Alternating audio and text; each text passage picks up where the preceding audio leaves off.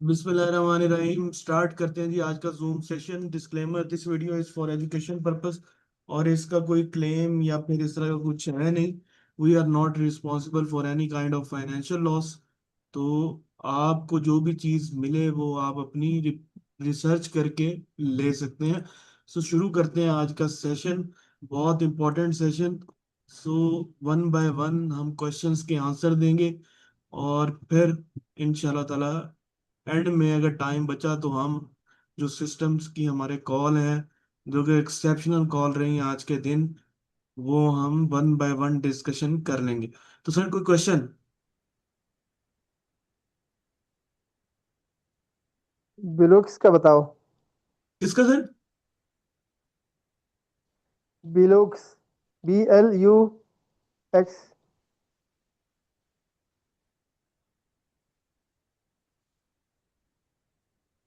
Blue x. हाँ जी। अच्छा अच्छा, blue x. Sir blue x आज के दिन बड़ा इंपॉर्टेंट रहा, बड़ी अच्छी इसने कारकर्दगी पेश की है। आई विल से कि छोटे से एक जुमले में अगर मैं इसको बंद करूं ब्लू एक्स को, तो कंपनी बहुत तगड़ी है। जस्ट इसकी थोड़ी सी एक खराबी ये है कि ये ना स्प्लिट हुआ हुआ स्टॉक है। ठीक है, स्प्लिट हुआ हुआ स्टॉक। हाँ जी, स्प्लिट हुआ हुआ स्टॉक जो है ना वो थोड़ा सा टाइम लेता है, लेकिन लेकिन इंशाल्लाह ताला ये जो है ना कंपनी, क्योंकि प्रॉफिट फंडामेंटली बहुत अच्छी कंपनी है, और आई बिलीव सो कि ये कंपनी जो है ना वो 14 रुपए को टच करेगी इंशाल्लाह ताला सून। और इसमें रैली बनती है, जैसा कि पहले भी देख लिया था, इसमें 4-5 कैंडल पक्के लगते हैं। ठीक है। सो ब्लू एक्स बहुत जबरदस्त कंपनी है, किसी ने अगर लेना हो लाजमी लें सर इसको। और मेरा ख्याल है कि 14 रुपए को ये टच करेगी।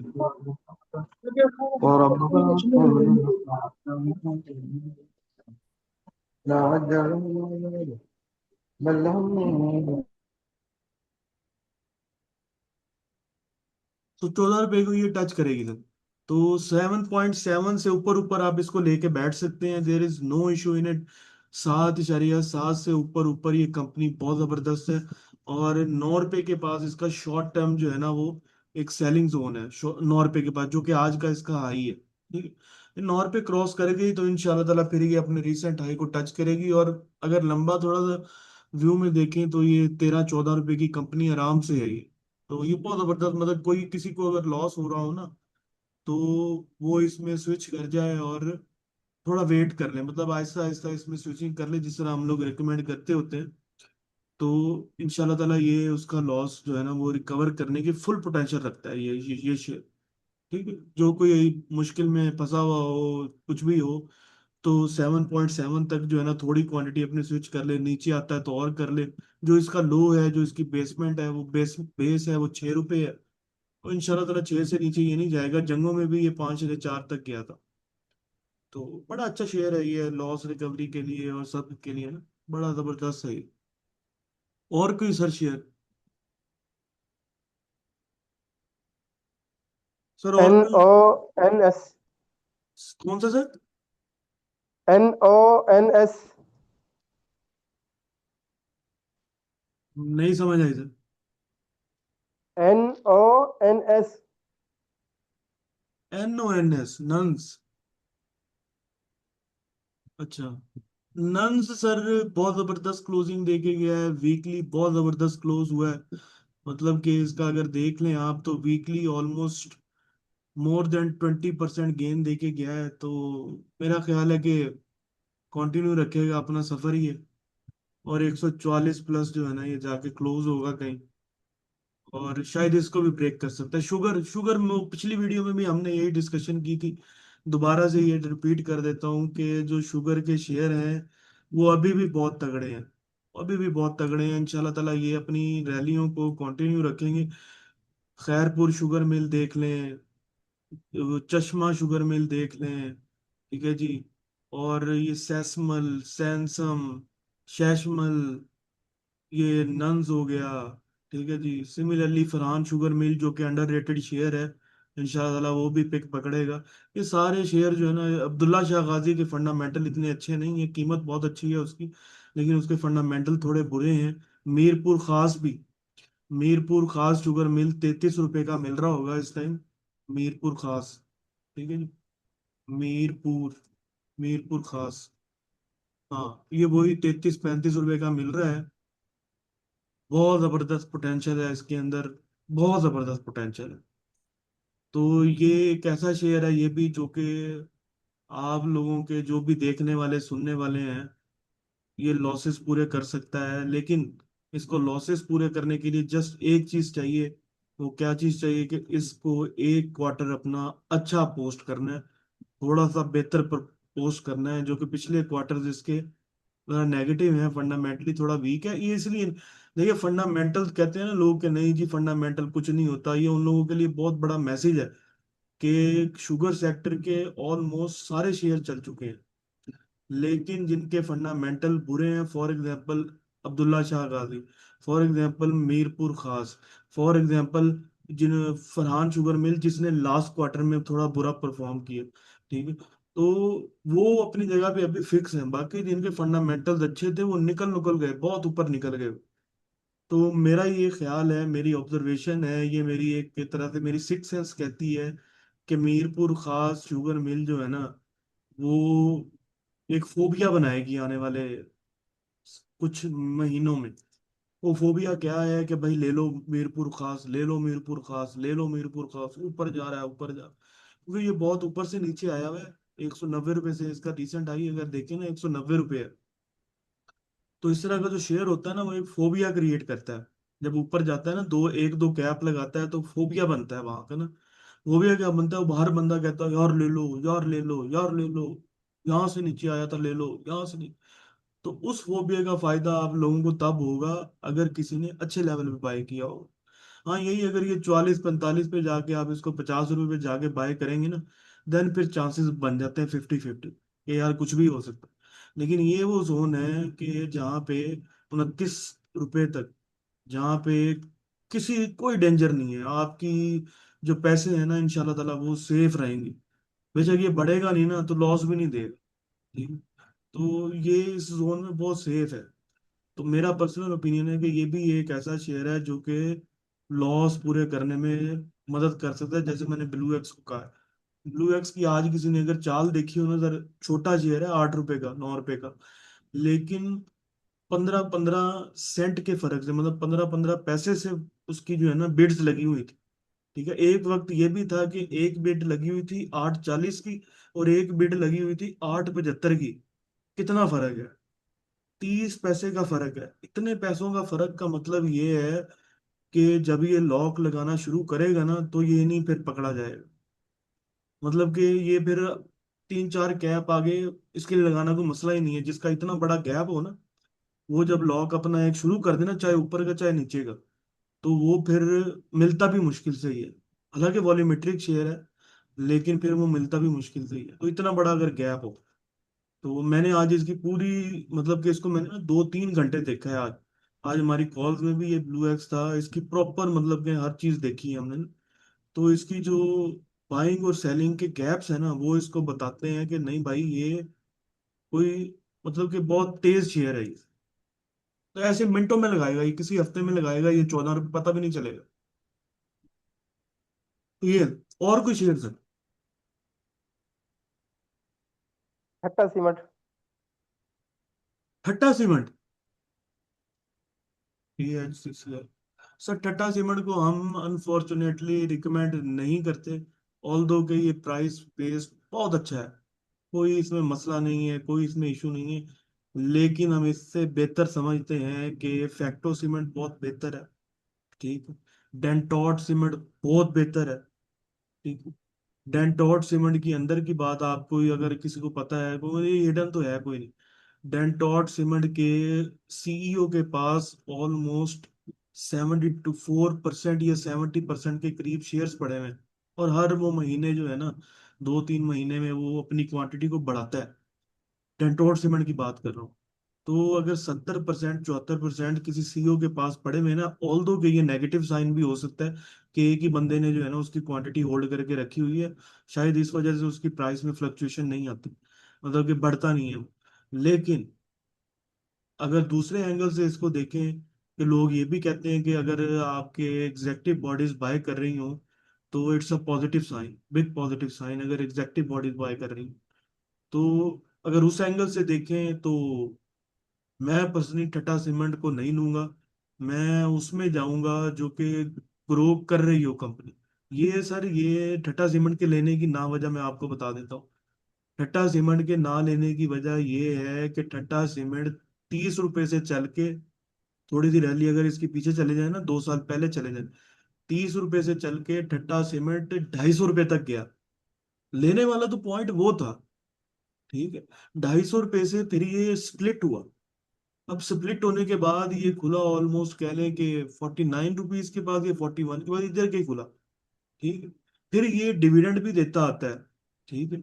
और यार ये कोई कंपनी कोई चांद में तो नहीं चली गई ना, ठीक है, कि एक शेयर 30 रुपए से उठ के 250 रुपए तक हो गया, फिर स्प्लिट हो गया, फिर उसके बाद डिविडेंड भी दे रहा है, सब चीजें दे रहा है, और लोग इसको समझ रहे हैं कि ये पता नहीं 150 250 300 हो जाएगा।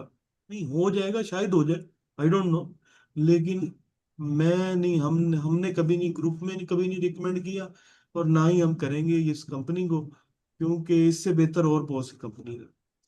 मैंने आपको दो नाम बताए हैं ना, फैक्टो सीमेंट और ये सीमेंट डीएनसीसी, इवन के पावर सीमेंट भी उससे बेहतर है। मैं तो पावर सीमेंट को भी, हालांकि उसने राइट्स इशू की है मैं, लेकिन इससे ज्यादा गेन है उसके अंदर। तो facto cement is one of the best company cement sector के अंदर। और देन सेकंड नंबर पे डीएनसीसी, डेंटोट सीमेंट, एक क्वार्टर का रिजल्ट अच्छा पेश करना है उसने। डेंटोट सीमेंट को आपको 50 रुपए का मिलेगा, वो कर देगा वो किसी क्वार्टर शेयर अच्छा। और कोई सर शेयर, लेकिन टीएससीसीएल मैं नहीं सर। मैं टीएससीसीएल अगर आपने लेना है तो 69 रुपए से ऊपर ऊपर इसके अंदर बैठे, और जब प्रॉफिट मिल जाए ना आपको 10 15% या 20%, स्प्लिट बाइंग के ऊपर रहे और स्प्लिट सेलिंग के ऊपर रहे, ठीक है। एकदम ना सेल करें, एकदम ना बाय करें, ठीक। तो जब आपका 5 8% के करीब प्रॉफिट हो जाए ना, क्वांटिटी अपनी कुछ सेल कर दे। सिमिलरली अगर ये 5 8% नीचे आता है, अगर if you are big fan of TSCCL तो आप इसको फिर अकोमोडेट कर सकते हैं 5 8% के डिफरेंस के साथ, ठीक है। और कोई सर?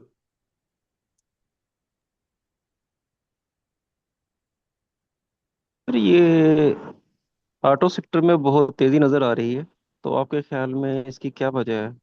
काल हो गया, घनी हो गया, तो इसकी क्या वजह है? आगे आप इस सेक्टर को आप कैसे देखते हैं?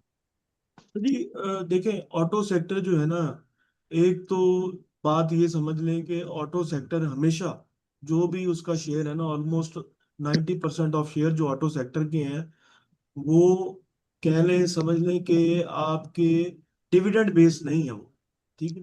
वो आपके प्राइस मूवमेंट बेस्ड ही चलते हैं। वो जैसे रिफाइनरी चलती है ना, वैसे ही आपका ऑटो सेक्टर चलता है। ऑटो सेक्टर सिर्फ और सिर्फ प्राइस मूवमेंट बेस्ड चलता है। जो भी रिजल्ट आएगा, जो भी फंडामेंटल होंगे, वो प्राइस एक्शन के अंदर रिफ्लेक्ट करेंगे, ठीक है। उसमें कोई डिविडेंड नहीं होगा, कोई कुछ नहीं होगा। अब गनी और गाल, ये दोनों अगर आप इसकी फंडामेंटल रिपोर्ट निकाल के देखें, इनके जो प्रोजेक्ट्स हैं, इनकी जो जो इनकी ईवीज के ऊपर आपका टैक्स रिडक्शन है, ये सारी चीजें जो बजट के अंदर बहुत जबरदस्त इनको फैसिलिटेट कर रही हैं, तो इस वजह से ये जो है ना, गनी और गाल दोनों स्पेशली, और गनी तो और ऊपर जाने की अभी उम्मीद में है। गनी ने इंशाल्लाह ताला 1500 1600 पहला इसका टारगेट है, और फिर इसका 2000 2500 भी टारगेट निकलते हैं। और कुछ इंटरनल न्यूज़ है जो यहाँ पे शेयर नहीं हम कर सकते। तो ये है कि ये बजट के एक तो बेनिफिशियरी है, ऑल दो कि हैवी व्हीकल्स पे उन्होंने टैक्स लगाया है, लेकिन स्टिल एक तो बजट में, और दूसरा ये कि लो इंटरेस्ट रेट भी इनको फेवर कर रहा होता है। तो ये दो तीन चीजें हैं जो बड़ी जबरदस्त हैं, इनको फेवर कर रही हैं, और इसीलिए इनके रिजल्ट आने वाले दिनों में बढ़ते से बढ़ते ही जा रहे हैं, अच्छे से अच्छे ही आते जा रहे हैं। सासगार का देख लें, गनी का देख लें, गाल का देख लें, हर हर क्वार्टर में पिछले क्वार्टर से बेहतर रिजल्ट पोस्ट कर रहे हैं। तो गनी जो है ना और ऊपर जाने, करंट सेक्टर में गनी जो है ना ऑटो को लीड कर रहा है। और ऑटो से लिहाज से आपने और पूछा, मैं आपको एक और बात बताता चलूं, जो ऑटो असेंबलर्स हैं जिसमें जो पार्ट्स मैन्युफैक्चरिंग करते हैं जो, ठीक है, उनमें जो टॉप है वो है AGIL, आई थिंक, ठीक है जी।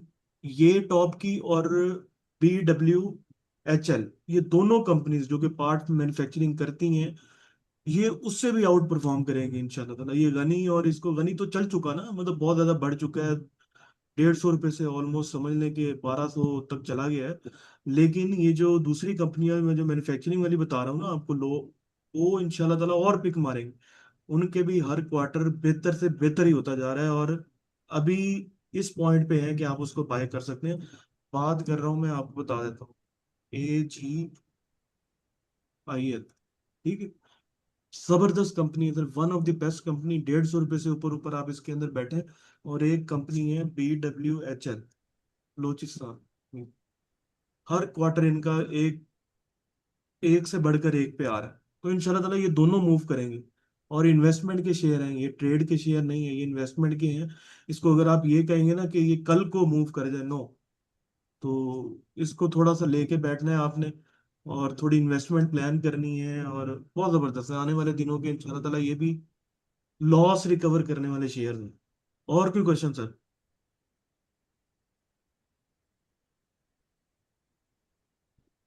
अच्छा, काइंडली म्यूट ओपन माइक सी। एक शेयर में आप लोगों को मैं बता दूं, जो हमारी हिट लिस्ट पे चल रहा है, सैफ, ठीक है, सैफ ब्रेकआउट स्टॉक है। आज इसने ब्रेकआउट दिया, आज यूट्यूब पे ना सैफ से भरी हुई हो, आप बेशक ये नोट कर लीजिएगा, आज यूट्यूब पे सैफ का डंका बजेगा। लेकिन लेकिन हम बताते हैं आपको कि सैफ का डंका हमने कब बजाया बजाया था। तो मैं आप लोगों के साथ ना ये वर्किंग आज डिस्क्लोज हम कर रहे हैं, जो कि हमने ऑलमोस्ट 14 जून को शेयर की थी, ठीक है। तो हमने उसमें सैफ का डंका बजाया था, ऑलमोस्ट समझ लें, इसको साइड पे करते हैं।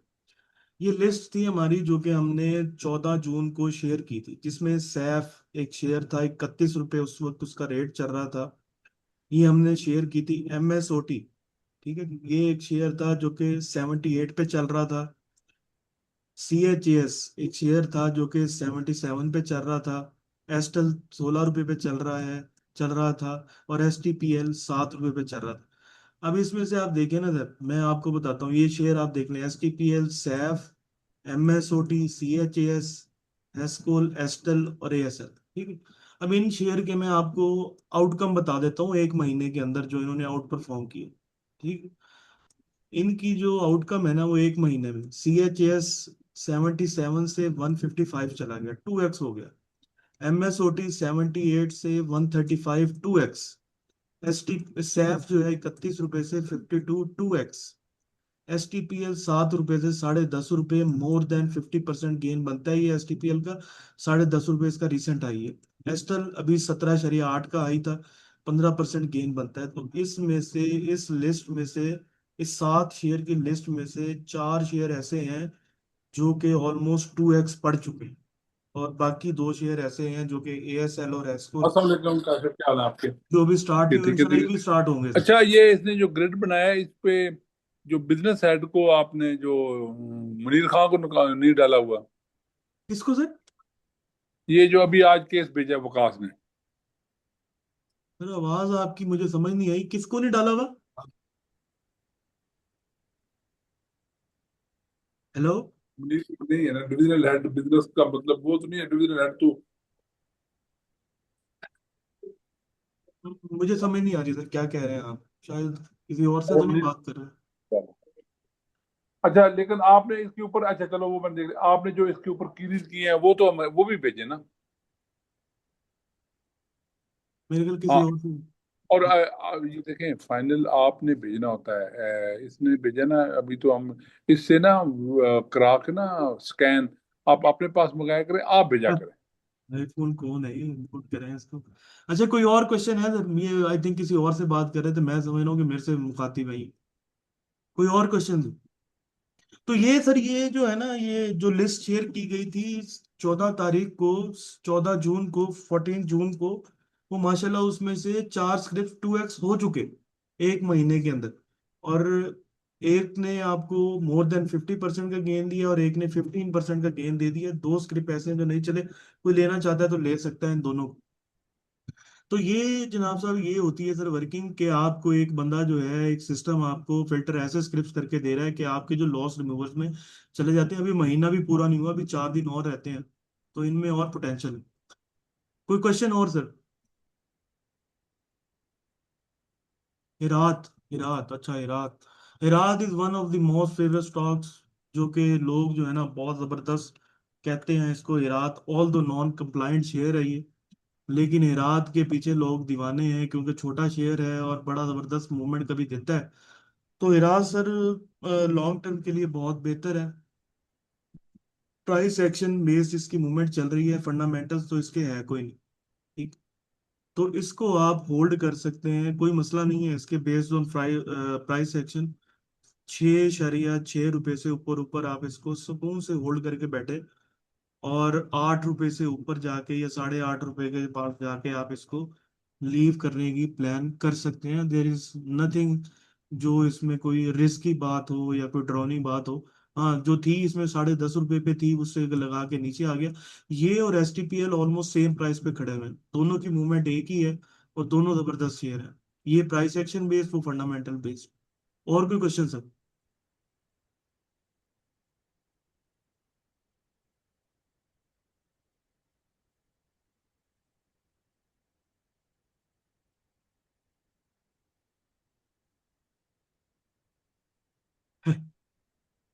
मिल जाएंगे सर, मिल जाएंगे। इतनी छोटी बात ना करें, 50K की बात ना करें, तो बड़ी बात करें सर। को मिलियन की बात करें, को बिलियन की बात करें, ये के क्या होता है? और कोई क्वेश्चन? वरना सर, हम लीव करेंगे, हम खत्म करेंगे इस मीटिंग को।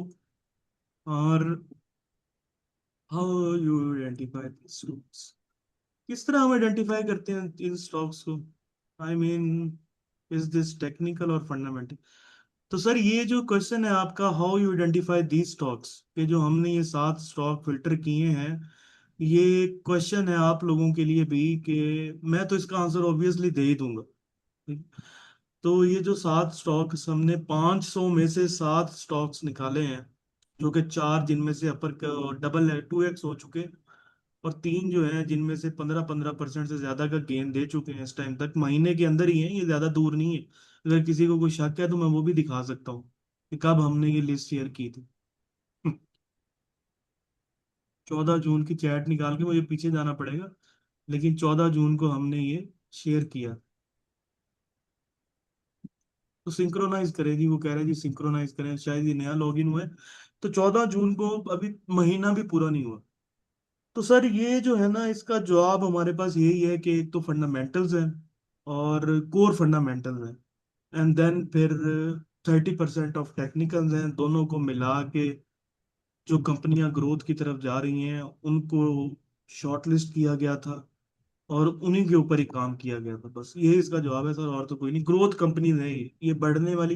ये वो नहीं है एफएफसी की तरह या फिर मिजान की तरह या फिर पीपीएल की तरह या फिर इन शेयर्स की तरह नहीं है जो कि बढ़ चुके हैं, बल्कि ये वो कंपनीज हैं जो ग्रोथ की तरफ है, जिनकी प्रोजेक्शन अगले कोई 3-4 क्वार्टर की ग्रोथ की है। तो ये वो कंपनीज हैं, और प्लस टेक्निकली भी वो अच्छी हैं। ये सर इसका आंसर है।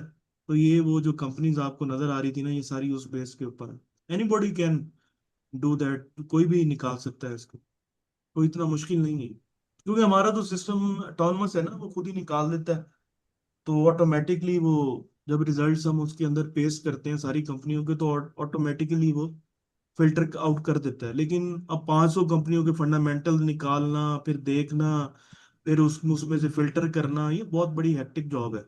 तो ये बंदा नहीं कर सकता, मतलब इसके लिए टीम चाहिए। लेकिन हमारा चूंकि कोड बेस्ड है सारा, तो हमने जस्ट रिजल्ट उनको कोड को देने हैं, उसने निकाल के हमें बता देना है कि एंड में, कि भाईजान ये कंपनीज है, लोगों को डिस्ट्रीब्यूट कर दो ये जो भी आपके हाथों। Is this the best? Come and join RP Capital. One more question. Are you using AI for this? Sir, हमारा अपना एक डिजाइंड प्लेटफॉर्म है, सॉफ्टवेयर है जो कि हम यूज करते हैं। वो बेस्ड ऑन, कह लो कि मैथमेटिकल मॉडलिंग उसकी करके उसमें इंटेलिजेंस इंटीग्रेट करके तो कुछ मॉडल्स बनाए गए हैं जिनके ऊपर वो काम करता है। और पहले तो ये पब्लिक के पास भी अवेलेबल था, लेकिन अब हमारे पास ही है सिर्फ ये इन हाउस। तो ये सारी चीजें वही हमें फिल्टर करके देता है, ह्यूमन नहीं कर सकता ये, आम बंदा नहीं कर सकता सर। 500 कंपनीज को कहाँ से देख लेगा कोई? हर मतलब के 3-4 दिन बाद, हर कुछ अरसे बाद कंपनीज चेंज हो रही होती हैं, लॉन्ग ट्रेड्स जो हैं वो चेंज हो रही होती हैं। तो ये बंदा नहीं कर सकता, ये हमारा वही सिस्टम ही करके देता है। तो if you want to join sir, do I welcome, मैं वेलकम करता हूँ आप। तो ले सकते हैं आप इस सिस्टम को, इसको, इसकी फैसिलिटीज आप अवेल कर सकते हैं, कोई मसला नहीं। कांटेक्ट कर लीजिएगा मुझे व्हाट्सएप करके। और कोई क्वेश्चन सर? सर ये LSC CL जो आज वापस बैक हो गया, इसका क्या टारगेट है? LSCL मैडम, हमने तो कभी रिकमेंडेशन नहीं दी LSCL की, और ना ही हम कभी LSCL को डिस्कस करेंगे, क्योंकि कुछ मतलब इसमें ना मैनिपुलेशन, मैं समझ रहा था इसमें मैनिपुलेशन चल रही है। मेरा अपना ओपिनियन, लोगों का अपना ओपिनियन है, आई रिस्पेक्ट ऑल, मैं सारों की कदर करता हूँ, लेकिन ये है कि मेरे ओपिनियन में ना ये जरा, कह लें कि इंडिविजुअल बेस्ड स्टॉक्स ज्यादा हो गया था। मतलब इसमें जो है ना, पार्टीज की बजाय एक हाइप क्रिएट करके इस शेयर की, और पब्लिक को जो है ना वो थमाया गया है। जैसा कि आपने आईपीओ के अंदर भी देख लिया होगा, ये SLM टायर्स का, गो पेट्रोल पंप का जो था, तो ये उन्होंने हाइप क्रिएट करके लोगों को पकड़ा दिया 22-22 23-23 रुपए के ऊपर। तो इसी तरीके से इसका आईपीओ आ रहा है, इसकी न्यूज फेंक के पब्लिक एक हाइप क्रिएट करके और ऊपर के रेट्स पे आपको थमा दिया जाएगा। फंडामेंटल्स इतने स्ट्रांग नहीं है इस कंपनीज के कि इन्होंने पहले तो राइट भी इशू किए हैं। ठीक है, राइट्स इशू करने वाली कंपनी वैसे ही थोड़ी बहुत डरा देती है। तो मैं तो नहीं, कभी हमने ना ये ग्रुप में दिए हैं, ना हम देंगे। हम वही देंगे जो फंडामेंटली स्ट्रांग है, जिनमें मैनिपुलेशन नहीं है, जो लोगों को ज्यादा से ज्यादा बेनिफिट दे सकती हैं। ये इस तरह के शेयर, ये SGPL हो गया, ये LSEVL हो गया, या CL हो गया, या कोई और इस तरह के शेयर हम नहीं करते सर। हम नहीं इनको, ना कभी छेड़ेंगे ना कभी इनमें जाएंगे। मैं तो नहीं एटलीस्ट रिकमेंड करता।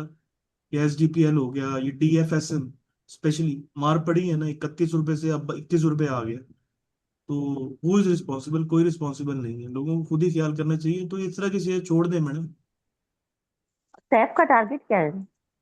सैफ ने तो अभी ब्रेकआउट दिया है। सैफ का तो अभी लॉन्ग टर्म बहुत जबरदस्त टारगेट है, इसको तो nobody knows, maybe next quarter में ना बन जाए, लेकिन ये बहुत जबरदस्त ग्रिप है, बहुत आगे जाएगा ये।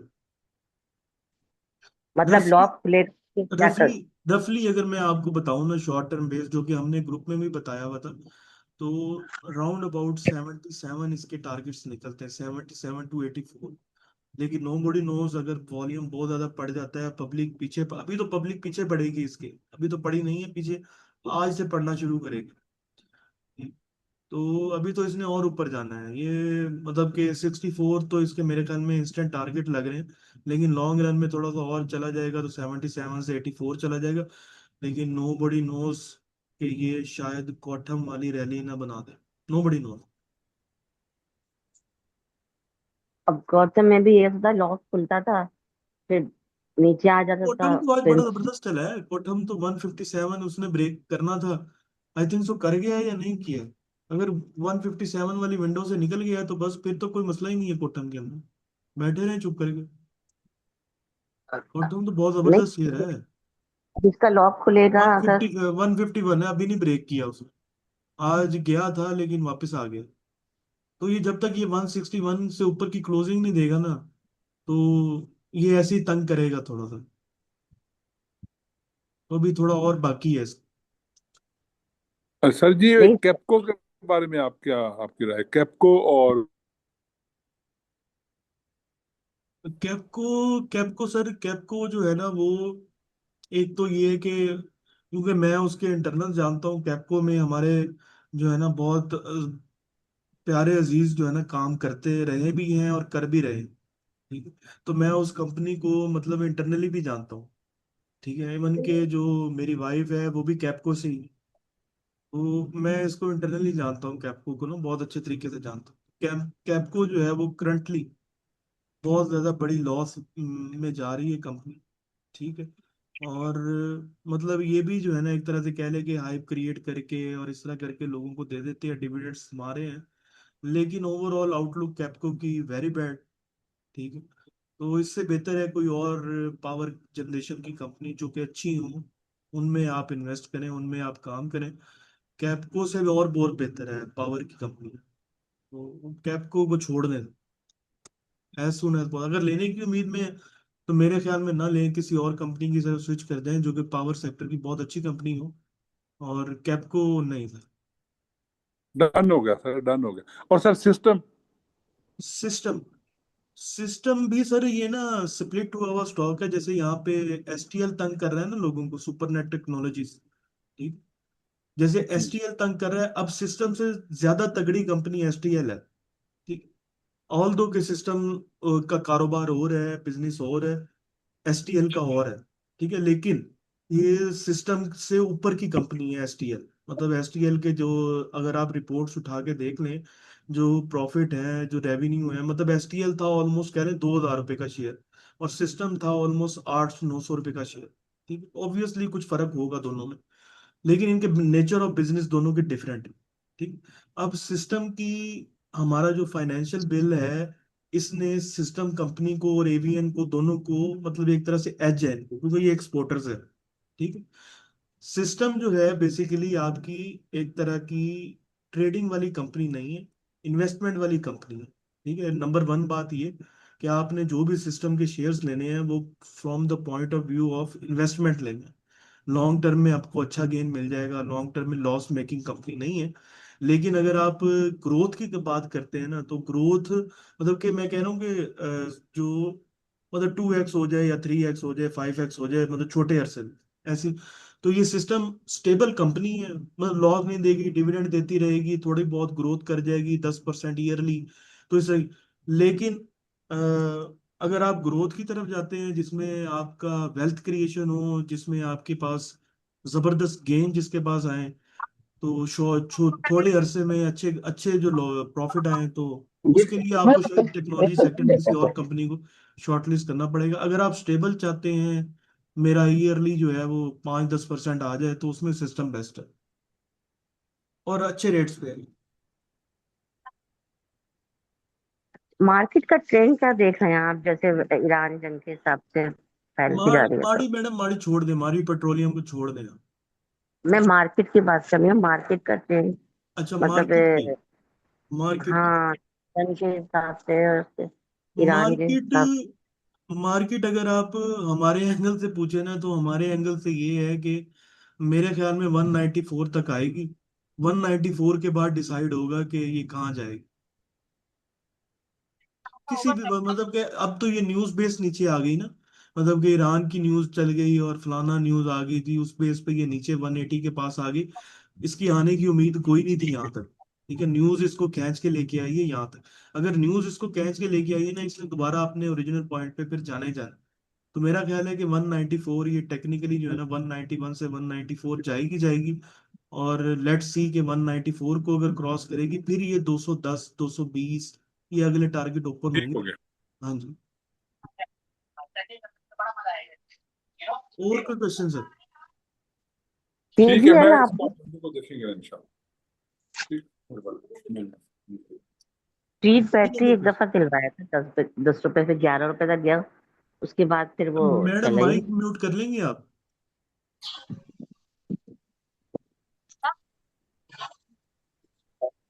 सर और कोई किसी का क्वेश्चन, किसी और तरीके से हम बता सकते हैं। सर ये एसटीएल फिर रिकमेंड कर रहे हैं आप एसटीएल को? एसटीएल सर लेना चाहिए, 49 से ऊपर ऊपर लेना चाहिए। इवन कि 44 पे भी आता है तो उसको एवरेज आउट करना चाहिए, एसटीएल को अब नहीं छोड़ना चाहिए। बहुत जबरदस्त कंपनी है, इन फ्यूचर इंशाल्लाह ताला गेन ही देगी, लॉस नहीं देगी। Right sir, right sir, thank you. Investment के लिए, ये भी इन्वेस्टमेंट के लिए, ट्रेडिंग के लिए नहीं है। अगर कोई ट्रेड के एंगल से लेना चाहता है, मैं कल ही इसके अंदर 10-20% 30% का गेन ले लूं, नहीं भाई, ऐसा कुछ कुछ नहीं होने लगा। इन्वेस्टमेंट के लिए है ये। जैसे सिस्टम है ना, वैसे ही है।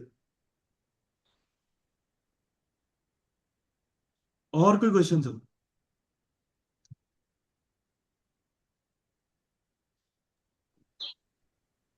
सर ये जो एनसीपीएल है, एनसीपीएल इनके बारे में वो आ रहा था कि इनकी जीको J7, जीको J5 और इनके रिजल्ट भी माइनस से प्लस में आ गए हैं। और इस क्वार्टर पे भी सुना है कि अच्छा आ जाएगा, तो अच्छा सर, बिल्कुल नहीं चल रहा। मैंने ये पिछली वीडियो में भी बात की थी, अभी जो कल ही रिकॉर्ड की है, मैं उसमें दोबारा से आपको एक्सप्लेन कर देता हूँ। आई थिंक सो आपने शायद सुनी ना हो वो वीडियो। ये भी कल की जो वीडियो थी ना, उसी में ही बात हुई थी, इसके ऊपर डिटेल बात हुई थी। तो मैं दोबारा से आपको एक्सप्लेन कर देता हूँ। देखिए सर, एनसीपीएल, एनपीएल, ये जो है ना, ये बेस्ड ऑन न्यूज एक्टिविटी, ये तकरीबन 4 टाइम गए थे ये। मतलब 22 रुपए का शेयर था, जो कि 80 प्लस हो गया। ठीक है। तो इतना ज्यादा बढ़ जाना भी जो है ना, किसी भी शेयर का ये ठीक नहीं है। ठीक है। हाँ, अब उनको क्या है कि उन्होंने पिछले क्वार्टर के फंडामेंटल्स अच्छे शो किए हैं, डिविडेंड भी दिया है, हर चीज दी है, विच मेक सेंस, जो कि एक सेंस क्रिएट कर रहा है कि ये कंपनी अब थोड़ी प्रॉफिट में भी और हर चीज में स्टेबल होती जा रही है। लेकिन ये जो प्राइस है ना करंटली अभी 60 प्लस, 70 प्लस, 80 प्लस, इनको जस्टिफाई कराने के लिए ना फंडामेंटल्स इनको थोड़े तगड़े और करने पड़ने हैं। मतलब इनको जो रिपोर्ट है वो अब बहुत अच्छी पेश करनी है, ताकि इनकी ये प्राइस जस्टिफाई हो। 80 रुपए की, ये 70 रुपए की प्राइस जस्टिफाई हो, क्योंकि बढ़ बहुत गया है ना, बहुत बढ़ गया। ठीक। तो इसके, मेरे ख्याल में इनको फिर बहुत अच्छी रिपोर्ट पेश करनी है। अब ये क्या कर रहे हैं, ये अपनी प्राइस को ना एडजस्ट कर रहे हैं। हालांकि मार्केट बढ़ रही है, इसकी प्राइस नीचे आ रही है, ये अपनी अकॉर्डिंग टू द ईयरली जो रिजल्ट है ना, उसके मुताबिक ही अपनी प्राइस को एडजस्टमेंट कर रहे हैं। ठीक। अब जब उस प्राइस पे आ जाएगा, मेरे ख्याल में इसकी जो प्राइस निकलती थी ना, जो एनपीएल की, एनपीएल जो कि 80 रुपए का 90 रुपए चला गया था, अब 69-64 के पास आ गया है। और 5-10 रुपए नीचे इसकी प्राइस बिल्कुल ठीक निकलती है। मतलब 50, 55, 60, ये इसकी प्राइस एक्चुअल प्राइस है। मतलब कि जब इसका ईयरली रिजल्ट आएगा ना इंशाल्लाह ताला, तो इसकी जो फंडामेंटली कैलकुलेटेड प्राइस होगी ना, वो तकरीबन 55-60 रुपए के करीब ही निकलेगी। फिर इंशाल्लाह ताला ये ऊपर ग्रोथ की तरफ जाएगा, और अपने इस रिजल्ट की बेस पे नेक्स्ट 2-3 क्वार्टर की प्रोजेक्शन देगा, और देन फिर इसके अंदर जो है ना, वो इन्वेस्टमेंट लोग करेंगे और देखेंगे। वरना तो ये 20-22 रुपए से उठ के अभी 80-90 रुपए हो चुका। तो जिन्होंने नीचे खरीदा हुआ था, उन्होंने बेच बूच डाला है अब। ठीक। अब वो दोबारा से पोजीशन इसके अंदर बनेगी जब इसके रिजल्ट्स आएंगे, जब इसकी फंडामेंटल्स रिपोर्ट अच्छी आएंगी। अगर तो इसने बुरी पेश कर दी, तो ऑब्वियसली फिर ये अपनी प्राइस पे दोबारा आ जाएगा वापस। अगर इस इतने पे सस्टेन करनी है, तो इनको इनको एटलीस्ट जो है ना, दोबारा से डिविडेंड भी देना है, और 3-5 रुपए ईपीएस भी लेके आनी है, 3 से 5 रुपए। तो और प्रॉफिट भी अच्छा शो कराना है। और जैको की जो है ना, वो इंटरनल न्यूज अभी चल रही है, आई डोंट नो कंफर्मेशन कितनी है, लेकिन इतनी है कि जैको जो है ना, थोड़ा स्ट्रगल कर रहा है अभी मार्केट में। बाकी NML is good company, NML अच्छी है, और दूसरी भी अच्छी है, निषाद की अच्छी कंपनी है। हो सकता है कि रिपोर्ट्स अच्छी हैं, नोबडी नोस, लेकिन अभी इसके अंदर नहीं जाना चाहिए, तो इसको थोड़ा और वेट करना चाहिए। एटलीस्ट इनको 10-10 रुपए सस्ता और करना चाहिए। मतलब ये जो एनपीएल है, ये राउंड अबाउट 59-60 इसके पास निकले, और एनसीपीएल तकरीबन 35-30 रुपए के पास। और इसी तरह बाकी जो एनएमएल है, ये सारी कंपनी जितनी भी है। और कोई क्वेश्चन सर? चलिए sir, thank you very much, हम क्लोज करेंगे। और वैसे भी मीटिंग खत्म होने वाली है, तकरीबन 1 मिनट बाद वैसे ही ड्रॉप हो जाना है। इंशाल्लाह ताला कल मिलेंगे सर, कल दोबारा से हम ये